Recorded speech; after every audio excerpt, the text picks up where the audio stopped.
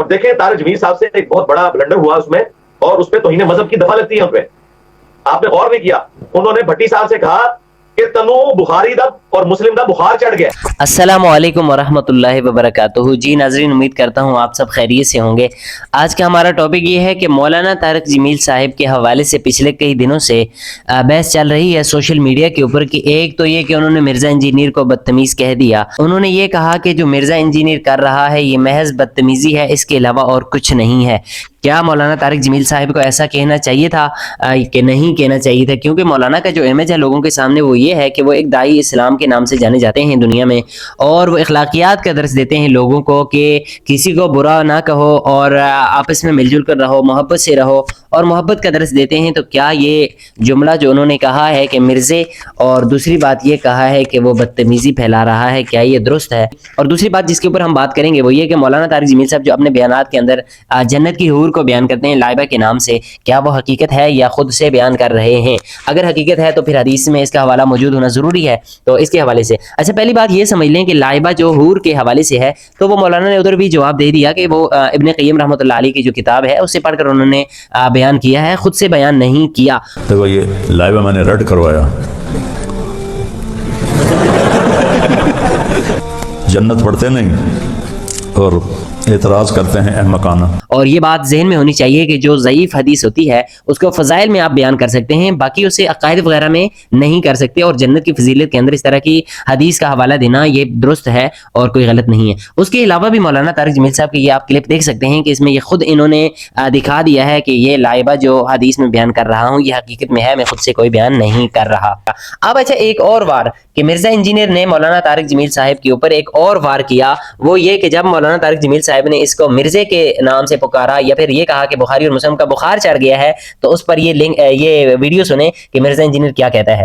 اور دیکھیں طارق جمیل صاحب سے ایک بہت بڑا بلنڈر ہوا اس میں، اور اس پہ توہین مذہب کی دفعہ لگتی ہے ان پہ.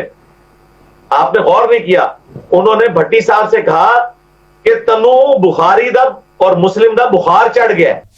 اچھا جی، آپ نے یہ ویڈیو سنی کہ اس میں مرزا انجینئر یہ کہتا ہے کہ مولانا طارق جمیل صاحب کے اوپر توہین مذہب کا کیس ہونا چاہیے. انہوں نے یہ جو بلنڈر چھوڑا ہے تو مرزا انجینئر سے یہ پوچھیے گا کہ جناب اگرچہ پاکستان کی عوام اس طرح کی ہے کہ جو جذباتی ہے وہ آ جاتے ہیں، لیکن آپ کی بات پر ہرگز ایسا کوئی بھی نہیں کرے گا.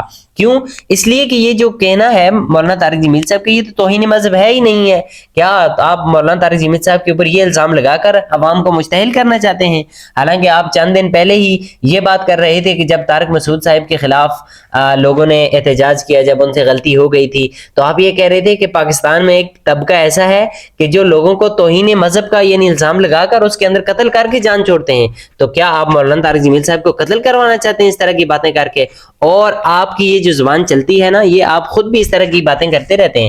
ذرا یہ سنیے گا مرزا انجینئر کا کلپ. 1-2 صحیح بخاری کی حدیث آپ کے گلے کی ہڈی بنی ہوئی ہے، اور حدیث کرتاس وہ ہڈی ہے.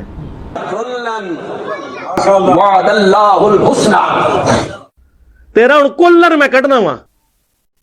جی آپ نے یہ مرزا انجینئر صاحب کا کلپ سنا ہے، اس میں انہوں نے خود کہہ دیا ہے، یعنی یہ اس طرح کا لفظ استعمال کیا قرآن مجید کے لفظ کے حوالے سے. یا تو یہ دیکھیں اس طرح کی زبان جب مرزا انجینئر خود استعمال کرے گا تو لوگوں نے اس کو بدتمیز کہنا ہے. دیکھیں کہ مولانا طارق جمیل صاحب کی تو ملاقات بھی ہے مرزا انجینئر. بھائیو میں ہاتھ جوڑتا ہوں، امت بن کے رہو، نہ بریلوی بن کے رہو، نہ دیوبندی بن کے رہو، نہ شیعہ بن کے رہو، نہ سنی بن کے رہو، امت سے. اور یہ ایک بڑے اچھے اخلاق والے آدمی ہیں مولانا طارق جمیل صاحب، اور بڑے نرم دل آدمی ہیں.